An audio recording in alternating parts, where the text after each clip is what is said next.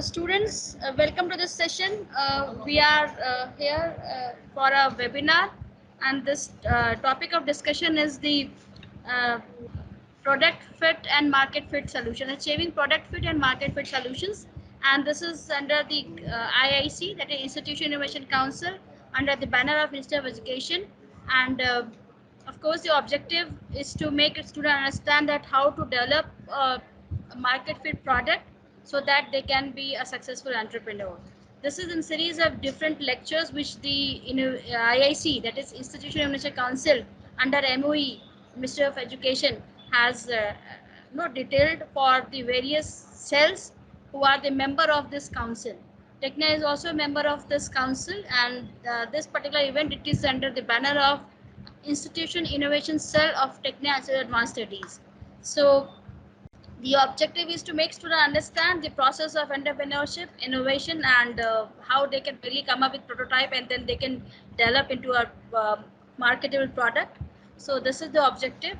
And if you talk about the students here are the group who are looking to become entrepreneur and who are looking to have their own venture down the line in their career. And this is a mixed slot, student from MBA, BBA, perhaps MassCom, and bachelor's in computer applications. So it's a mixed batch of students, and all those students are they are thinking of developing something of their own or creating something, erecting a company of their own. So this is the brief background of students. Students, we have Mr. Manmohan S. Mishra as the resource person or this guest speaker for this event. He is Senior Manager, Program Management and Client Success in Refine Tech Private Limited. He is co-founder, Design and Tech Head for a stealth mode diverse retail startup. His focus area is strategy, products, design, client success, B2B relations, and people management. A warm welcome, Mr. Mishra. And I am waiting for the director sir as well, but right now he is in a meeting. He will join in between. Till then, we can start and proceed with the session. So welcome, sir. And now, please, the deliberation is yours, sir. Thank you, sir. Good afternoon, everyone. My name is Manmohan. I'm a senior manager for program management and client success with Refine Tech. I also have a startup of my own, which we are kindly working on. That's why the stealth mode. So we will be covering couple of topics today, and these topics are not something that you should be learning by heart like as a part of syllabus, but this should be something that you should be implementing in your real life. Uh, as an entrepreneur, when you look to develop a company or a product or a solution or a service, you have to look at problems in a way, in a different perspective altogether, right? Uh, we'll start with the problem solution fit, and then we'll move on to the product market fit, right? So when we talk about problem solution fit, uh, what exactly are we talking? What exactly do we mean when we say problem solution fit? Problem solution fit basically means when we as entrepreneurs look at developing anything. It could be a product, it could be a solution, it could also be uh, you know uh, uh, the solutions can be SaaS, it can be anything. What do we focus on, right? The usual or the traditional thought process says that we focus on the product that we are developing or on the solution that we are developing, right? But when we talk about this specific uh, topic, problem solution fit, we actually look at our customers first. Uh, and this entire terminology of problem solution fit was brought in by Ash Maurya, who's a CEO and co-founder of Lean Stack. So this he coined this term in his book called Running Lean. If you guys feel like you want to learn more about it, that would be one of the best starts. So going back to what we were discussing, we focus on our customers first. We don't really look at the product that we are going to develop in the initial stages. We start with the customer. Who are we going to serve? What would we be doing for them? Identify the problem. That's where the first step, the beginning of this entire concept comes into existence. uh, your customer perspective is always divided into two parts. One is the usual business, right? That okay, I go out, I want to travel. My problem is that I want to commute from point A to point B. That's my problem. What can I do? I can take a bus, I can take a cab, I can drive all the way. These could be my solutions, and these are very usual solutions, right? Now, there can be a new behavior that the customer, or uh, in this scenario, me, I want to travel, but I do not want to travel with XYZ. There can be certain constraints, which we in business world, we call it as new behavior of our customers, right? So this is how we would want to differentiate. Our product would come into picture later. Once I've identified that this is my problem, this is my customer, then I would start looking at the possible solution or the product, right? For any of us, I mean, we have two forces that I just spoke about. We have business as usual and the new behavior of any of our customers, right? Uh, these two forces would actually promote new choices of our customer, right? One of them can be pushing them to the situation. In this similar scenario that we were talking about, if I want to commute from point A to point B, if I have a bus stop very closer to my place, I can opt for that solution. Let's say I do not have a bus stop nearby. I am being forced to take other options or choose other options. This is one of the points that forces us, and this comes out of our two forces of the progress, uh, pushing us into the situation. Number two, the new behavior. This was business as usual, pushing them into choosing what you feel is better. Number two, or let's say number one point in the new behavior part could be the magnetism of the new solution. The new solution is so good that they would not want to go with the traditional or the old solution. Even though I have a bus stop just next to my house, if I have a service, a commute service that gives me very easy access to commuting experience, I would choose that rather than choosing the traditional way, right? That's where the new behavior comes. That the consumer today have drastically changed. In the olden days, we were if you ask our parents, they were reluctant in choosing newer options. But as a consumer, our generation or the current generation that's there, we choose the newer solution or the newer option, or we consider them very quickly, right? So for us to understand what would work, we will have to put ourselves in the shoes of our consumers or the customers, right? The second point under these two forces that we were talking about, business as usual, the second point would be habit. That we would, if you want your consumer to choose a certain solution, you would have to understand their habit, and you would have to build around that. We do a lot of research when we enter a market. What type of consumers are there? Who are our consumers? What do they desire from us? And how can we build a solution that is going to totally change the perception of that consumer, right? uh, that's one part under that's the second part under business as usual. However, in the newer behavior, we also see that the new solution, as I told you, the new solutions can bring questions for you guys, and the more you answer and the more you're transparent is more your product or the service is getting into success. So talking about customers, right? I want to build a little bit on the customer perspective here. because that's the most important part of being a being an entrepreneur, that you would have to understand your customer. uh, the moment you start thinking from your customer's perspective is where you start making a product or a service which is exactly what would be successful, right? So I hope the concept of problem solution fit is clear to everyone.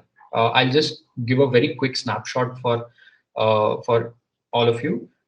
Problem solution fit basically means that you think of any problem that you want to solve, put yourself into the customer's shoes, understand their perspective, and create a solution out of that, right? So the product does not come into picture until the later stage, and then you develop the product. There are enhancements that we keep doing.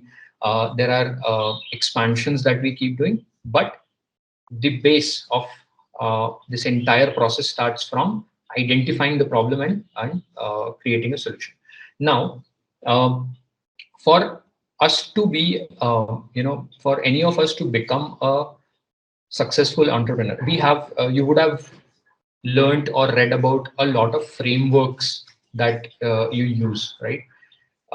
For me as an individual, I would always want to be very good in my decision makings.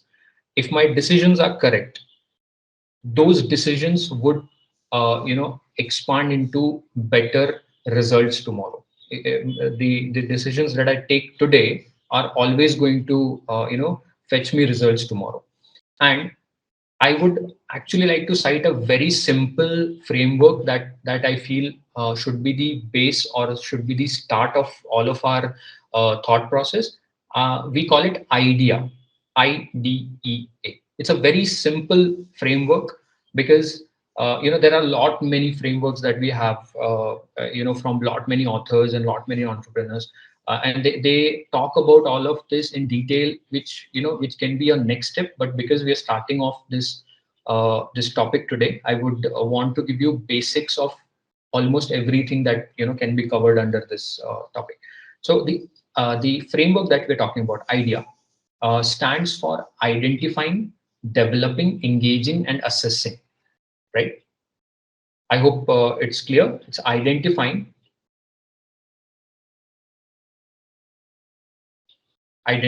developing, engaging, and assessing. What do you mean by identifying? You basically identify the target audience, their problems, and you identify the source from where your information can come. Because for you to be able to understand the to be able to trust the information, it has to come from a source that is reliable, right? If I want to create something in terms of fintech, I would want to know where can I get the information about financial statements, the process of it, the reconciliation, what's RBI's guideline right now on any of these products. All of these are supposed to be these have to be a trustworthy sources, right? So that's where what you're identifying. Number one is your target audience. Number two are the issues that they're facing, basically the problem. And third is the sources of information that you would trust from from the solution provider's point of view, right? Number two that we were talking about is developing.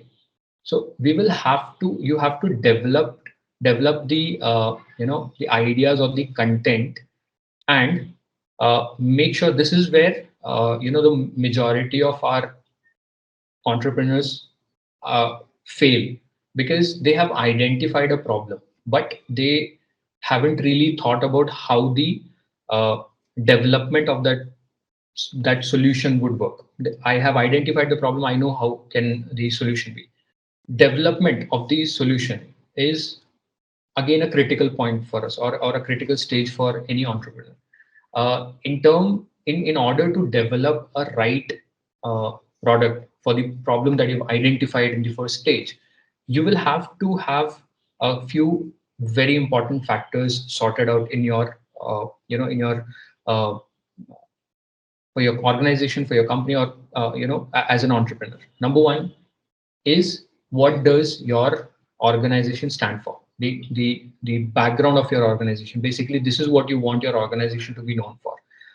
Without the idea of what do you want to exist for, you wouldn't exist. Number two is the team that you choose. Your team who starts with you are going to be the most important part of your development or your success.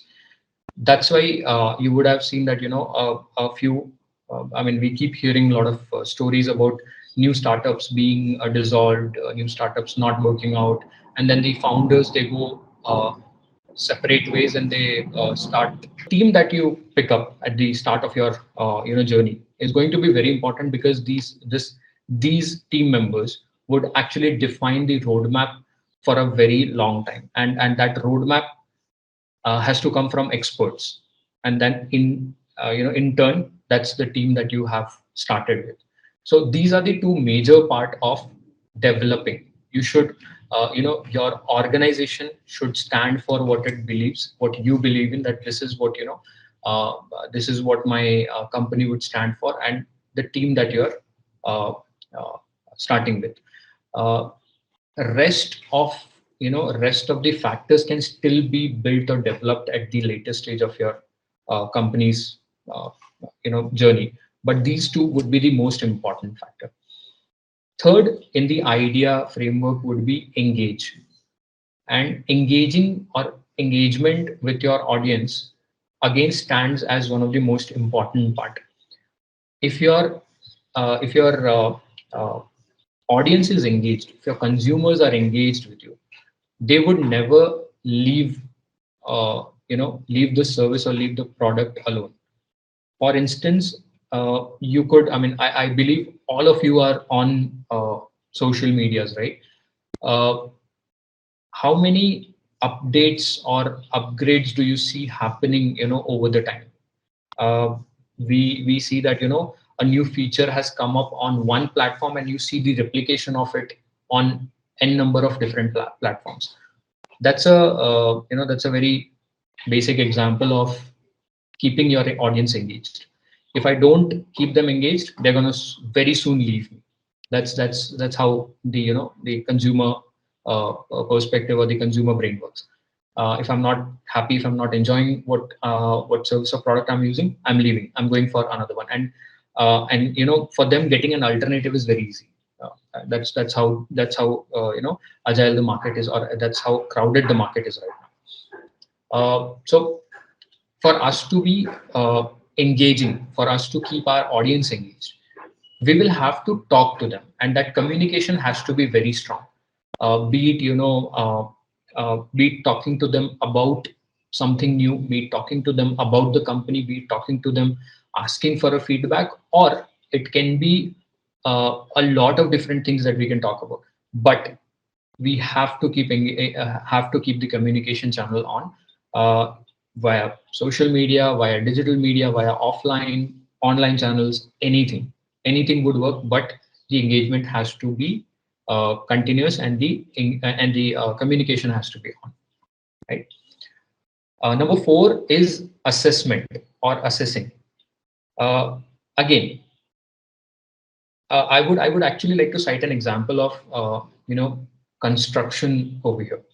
uh, anyone who has seen or experienced an entire construction cycle would actually know that when we start building something, we keep assessing it as well. How much load can my floor take?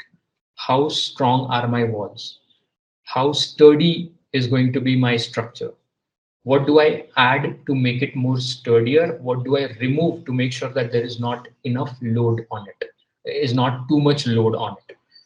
If you don't assess what you have been doing, you would not be able to create the roadmap for future. If I know that my plan was to let's go back to our first example that we were talking about, that I want to create a commute related uh, solution.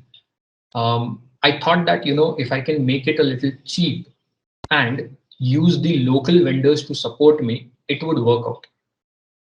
But the most beautiful thing about being an entrepreneur is you have to fail as quickly as possible. If you fail quickly, you know that this did not work, and that's what you're assessing to make sure that you do not fail in the same way again, right? That's what assessment would bring to you. If you don't assess yourself in last 6 months, what have I done, what were my actions, what were these consequences of it or the outcomes of it, and where did I go wrong in that, in those actions, I wouldn't know how to develop myself, or uh, how to move ahead, or what should be my next step, right? So assessment is very important in terms of identifying where we stand, what did we do, what did we do right, what did we do wrong, and then how do we rectify, or how do we not make the same mistake again, right? So this is where I'd like to conclude problem solution fit. Let's move on to our second segment, which is the product market fit. Um, most most of us, or majority of us, have this perception. I'm taking the liberty of going ahead and explaining it at the first go, so that we save some time and discuss more about it in detail.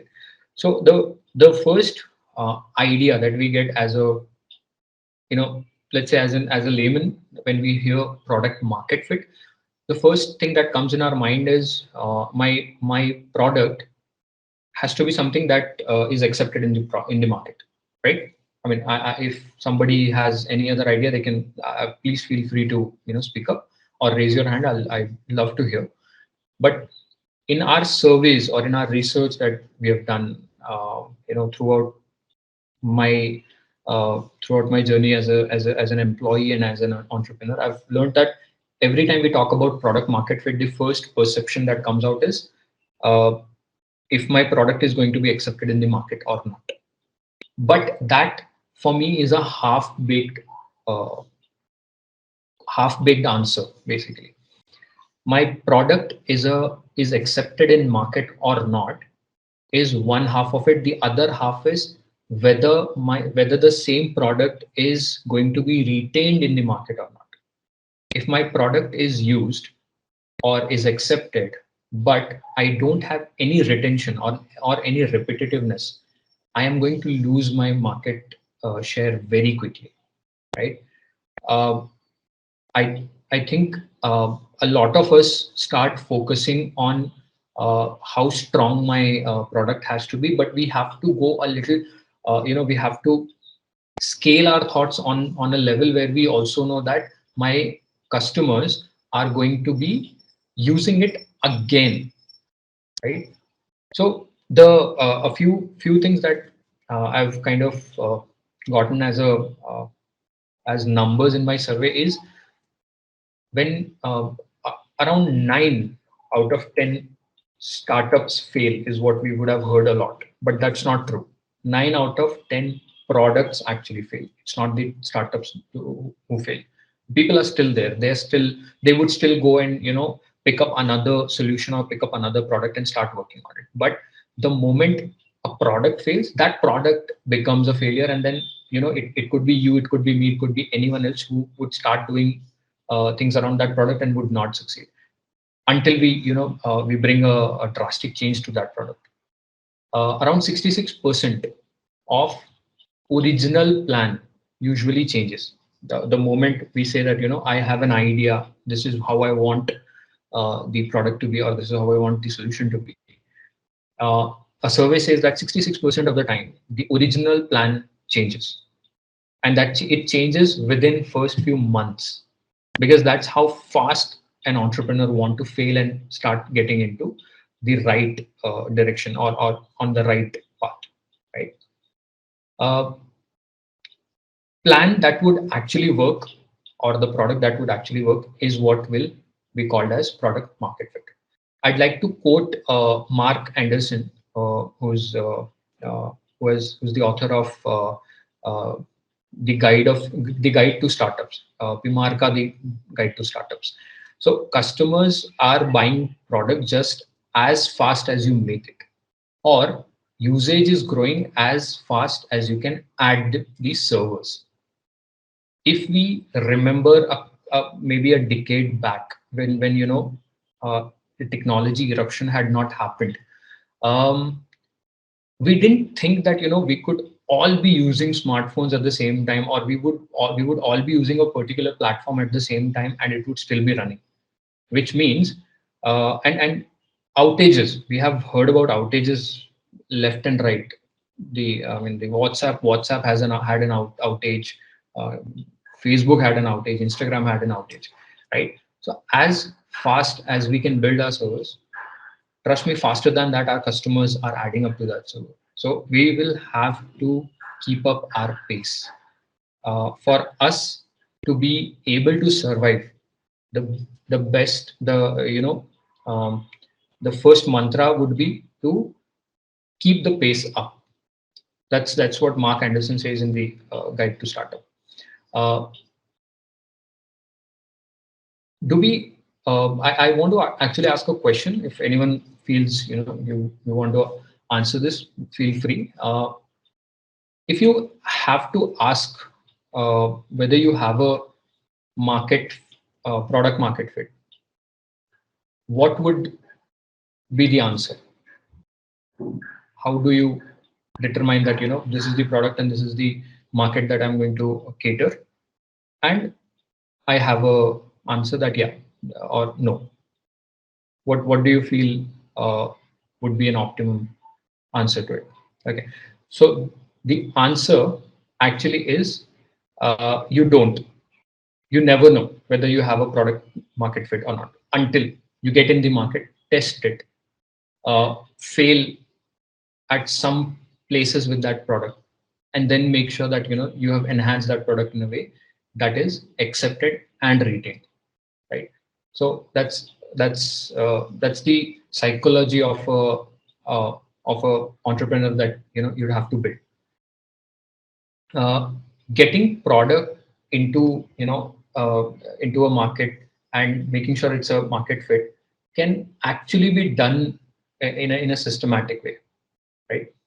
uh, I think what we as an entrepreneurs, when we bring out products in market, uh, there are different type of consumers that we deal with. Number one are the early adopters. Basically, early adopters are the ones who are always keen on knowing what next can be done in this segment of solution providing. um, we all would have a certain set of people in our own groups, right, who are very keen on getting on a new platform, or trying out a new platform, or exploring a new platform. Then there are other other type of consumers who are not very keen on it but would like to explore as and when they get a chance. Then there is a third set of consumers who are very traditional in the approach, where they do not want to be a part of something new until unless it becomes a necessity, right? So we are always going to cater to all these three categories. We are never going to be cater to only one category of this of the consumers, right?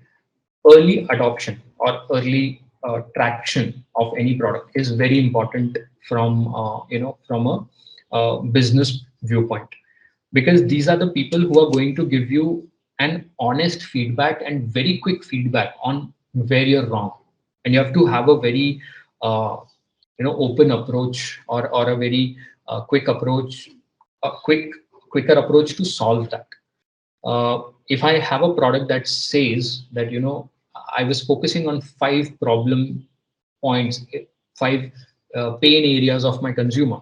One of my early adopter tells me that you're not solving two of them. I would want to act on those two faster than building or adding a sixth one, because that would that would give me the stability or the depth that I would want in my product, right?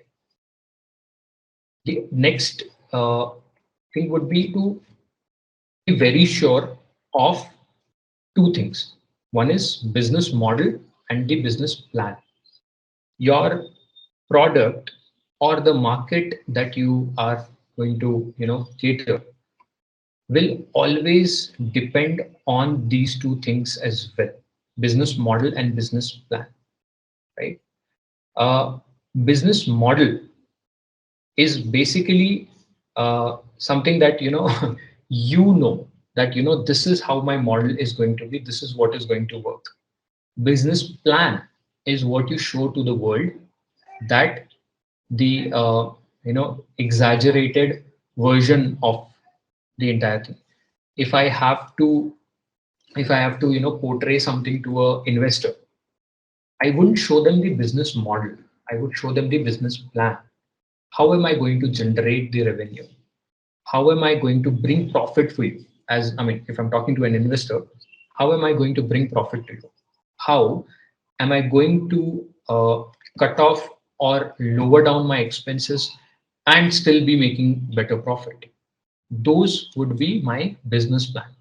But my business model would be the engine part of a vehicle. How is it working? What's connected with what, and how the flow of information, how the flow of uh, if a consumer or a client comes on my platform, from that time till he or she exits, till they are done with a, let's say, with an order. So okay, let me take you an example, give you an example uh, of the startup that I'm part of. So we are a diverse retail platform. The moment consumer or a customer comes on our platform, from that time till he or she checks out, there are a number of things that would happen. They would be able to see a list of products. They would be able to see a list of discounts. They would be able to see uh, what's the prices, what's available, what's not available. They would have customizations inside it. That would be my business model. How do I want my website to look? How do I want my supply chain to be managed? uh, who's going to manage it? Am I doing it with a third party? Am I doing it by myself? These would be a part of my business model, which I may not talk to anyone about, but that would be with my internal team, right? I hope you guys are clear about business model and business plan. um, to break down any of these things that we were talking about, uh, the easiest thing that we can do as entrepreneurs is we can uh, we can segregate or divide everything into parts. If I have an idea about what the problem is, I can break down that problem uh, into segments or parts, or divide it into my action points. If I know my customers are these are my customers, I would still divide them into maybe demograph, maybe age, maybe locations, anything. I mean, demograph is basically the locations, any of these segments. uh, if I have a solution, my solution also would be divided into what area of solution would focus on what problem, right? I would link every solution point to every uh, pain area or the problem area of my consumers, right? So this is one of the easiest way where we can start breaking down things into as many points as possible. Start doing it by maybe break it into top three issues, top three segments of my consumer, top three solutions, and so on. I mean, this can go on. Your metrics will always depend on how you think, right? And none of these metrics are wrong. None of these metrics are right. It's just how deep can you go, how quickly can you think when it comes to a solution, right? So this would be another way where how we can think. The last part probably, what I would want to talk about is an overview of how you look at anything that when you start working on it, right? Product market fit can be achieved by having the right set of product. And when I say right set of product, I still stand by the points that we started with, that the product has to be uh, accepted in the market and retained in the market. It cannot be either. It cannot be just the first part of it.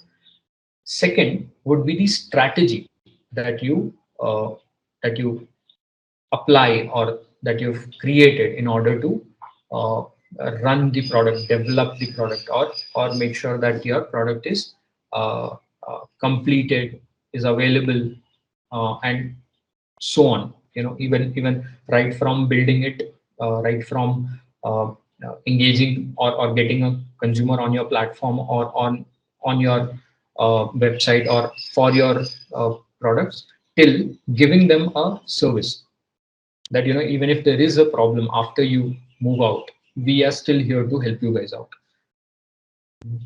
That entire strategy that you can work out from end A to Z, whatever you can think of. Second would be that strategy. How do you work? What do you work for? And how do you achieve what you have started? Third would be the vision. How far is this plan going to go? How far is your business model going to go? How scalable is your business model? Creating a business model is comparatively a simpler or a easier task. But to create a business model that can scale, I would take an example of Amazon here. So Amazon basically started as a online bookstore, and now looking at their logos, if you notice what logo they have, it says Amazon, which where the arrow goes from A to Z, which means they have actually depicted that we have A to Z every product with us. Wherein this same platform started by being with an idea of being a bookstore, online bookstore, right? How can you scale yourself from that, from an idea where you're a online bookstore, till becoming a platform, an aggregator who is selling literally everything on earth right now, right? So that's what your vision is all about. uh, One very tricky part about vision is, and this is something that a lot of us, a lot of entrepreneurs do not think, is if I have a let's say an additional enhancement feature that I want to add to my product. It could be a website, it could be any platform, any product, right? uh, if I want to add it, when do I add it? Is it immediately after the launch of my MVP? Is it immediately after the after the launch of my actual product, or do I add it later in the stage? That's where your decision making is going to help. That's where the framework idea could be helpful for you. And using that, you can easily make a decision whether you should be, enhancing the product at this point, or you should be waiting for the market to give more acceptance to it, and then uh, you know um, then go ahead with your developments. So that's all about it. I believe, I hope you guys were able to capture a few points with the discussion. Dr. Nivedita, I'm good with the discussion here. If you guys have any questions, happy to answer. Thank you so much, Manmohanji. I Yes, any questions? Just raise your hand. Yes, YP Singh sir, Dr. YP Singh, Uh, please sir. Hello, sir. One thing I am looking at, earlier, the marketers were identifying the needs and wants of the consumer or customer, and then accordingly they were launching their product and such. Now the shift is, they are. If we go through the Amazon, Flipkart, any marketing platform, Mhm. they the innovative products are there, services are there, very much innovative. And after going through, yeah, exploring those products, we feel that it is very useful, and the need arises. How you look at this paradigm shift in uh, older days and nowadays? So, very interesting point, Dr. Singh, because uh, looking at consumers from let's say a decade back and looking at consumers right now, uh, there is this parameter which has added that the newer customers, the customers of consumers of this age, they have this tendency of buying things on the go. They do not really think about the need factor as much as they think about buying it off uh, just because they liked it. You know, uh, shopping. I mean, because we are talking about the places like Amazon and Flipkart, shopping has big has come. Shopping's definition has totally changed. In olden days, when we used to shop based on the need. Right now, uh, the need actually is secondary. First thing is how much do I like this thing, how quickly can I get this thing, and how easy will be my purchase experience, right? So these factors have brought in the difference that you're talking about. This is, in my viewpoint, what my team and me have researched, and I have researched in terms of consumer behavior. Right. So, do you think in near future this will continue, and the marketers should innovate, recreate, redesign their products and services to sustain in the market, and there is no way to there is no way to going back to the older days of need and want and all those things, because this up to what extent it is going to stop, because uh, everything within product, sub product, subcategory, product or services, everything is going to restructuring is taking place. Right. Earlier it was a watch, now it is uh, Bluetooth enabled, now it is the Right. calling, now it is the screening, and there is no endless innovation is going on. So Right. is there a way to, yes. So, Dr. Singh, the a one sentence answer to this is going to be: change is the only constant. We are bound to change, as you know, as an overall species of human being. We are bound to change. We want to innovate, we want to see what new can be done, right? And that's one of the most beautiful thing about us as a human being, that we want to explore more. We want to know what best can be done, what new can be done, and how can it be done, right? So coming back to your question, I mean, I know this was more of a philosophical answer, but coming back to your question, do I see that these structures are further going to change? Yes, they are going to change. uh, where does it stop? It does not stop, because as I told, I mean, as we were talking about, development, or being at pace with the market, consumers want more. And for us to fulfill what consumers want, we will also have to be very quick in terms of understanding their needs, their uh, what do they desire, and provide it to them as soon as possible. The moment we lack is where we go out. I mean, we have an example of Yahoo in place, right? It was a very good platform. That, I mean, the company overall was doing well, but they could not innovate at the right time, and that's what took them down. There's an entire case study about it, where how innovation, disruptive innovation, can be a thing, and it can wipe out an entire segment just by bringing in something that's far more better, right? So that's what my answer to your question would be, that it is always going to uh, it is going to it'll keep changing with the time. We will have to be on at the pace with how market is growing and how the consumers needs are increasing. And the marketeers that you were talking about, that will they have to research more, will they have to, they will have to do that. But the best part about it, at this point we have so many resources available over the internet, so many tools, technologies available, that we don't have to really put in as much as effort than being creative about how do I research or how do I get the information out. Thank you. Thank you. I hope I was able to answer your question. Yes, sure, sir. This was my point also, because it is never it is going to stop, and to sustain, you must continuously renovate, update, upgrade yourself. Only this is the only way to survive.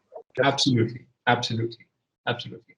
Yes, Dr. Nivedita, we were discussing, you were asking something. I think we went on to the the other question first.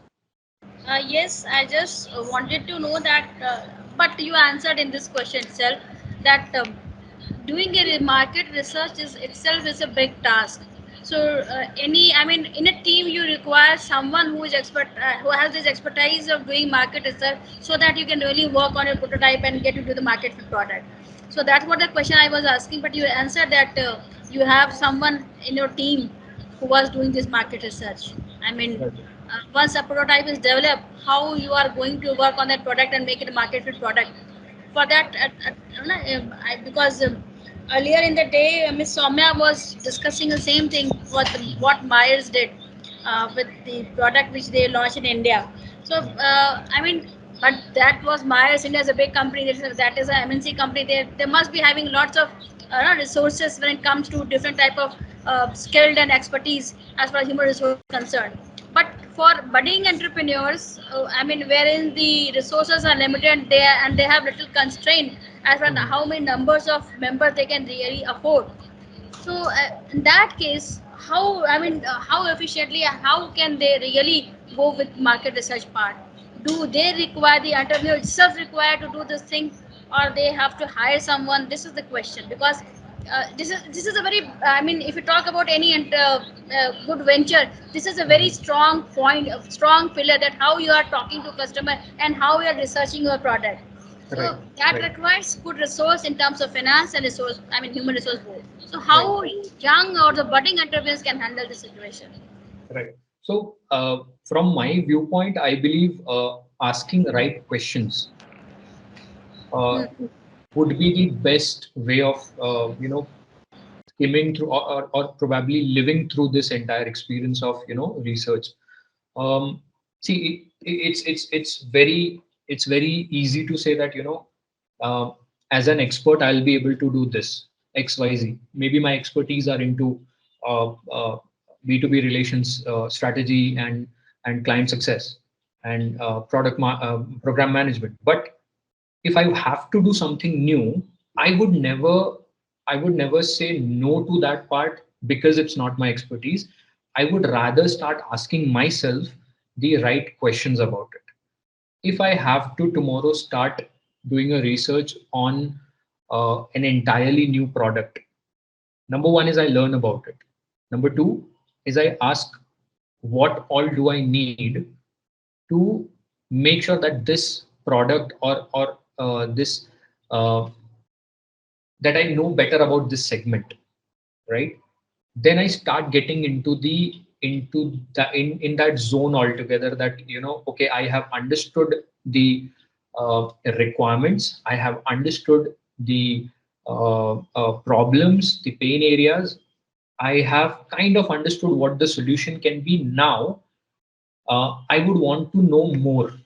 And again, I think I mentioned it during the session, that every category of development, every phase of development, or every point that we are going to cover, we should start breaking them into us into subpoints, so that there is just one problem to solve at a time, and then we move on to the next one.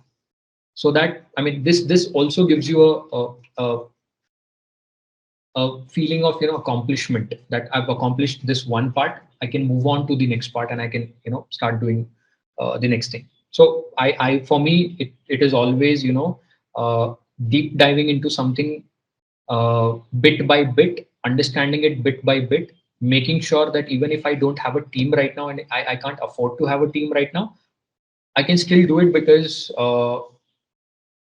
and to be very honest, thanks to the internet today, we have n number of resources available. So that would be my that would be one takeaway that young entrepreneurs can take from this, that use your resources as much as possible, because that's what's going to give you the benefits in the later stage, and also start breaking the problem into parts, into smaller parts. Thank you so much. Thank you so much, Manu. You nailed it. I got the answer that yes, I have to do it bit by bit. Thank you so much, Dr. Nivedita. If Do we have any other questions? Any of the student you wish to ask something? There are no hand raised. So with this, Manmohanji, I must thank you so much. I mean, it was a wonderful discussion, and you shared from your experience. Thank you so much for giving your precious time and sharing your experience to us. It is indeed going to make us understand that how we can really work on developing a solution fit or product or market fit product. And students, I'm sure that you must be having lots of takeaways from today's session. Manmohanji, it was a very nice gesture from you to be here, share your experience, and I hope that soon we are going to meet on some other platform with some other discussion. Thank you so much again to Anurag also, because it was he who make me know such wonderful person. Thank you so much, and we are just wrapping up. I thought that Dr. Sir would be here, but I'm sorry he is not here because he's engaged in some meeting. No, no problem. And, No problem. I would also like to give lots of thanks to my faculty friends here, Dr. Y.P. Singh, Dr. Garima, Dr. Namita, Ms. Kenika, Mr. Rahul, Ms. Hina, Mr. Mayank. Thank you so much, all the faculty members, for making this program successful. Thank you, student, for being such a patient listener. Thank you so much for making this program successful. Thank you so much, Manmohan. With this, I'm wrapping up. Hope to see you soon. Till then, stay happy, be blessed, and love your mom and dad. Thank you so much, everyone. Thank you. Looking forward. Thank you so much.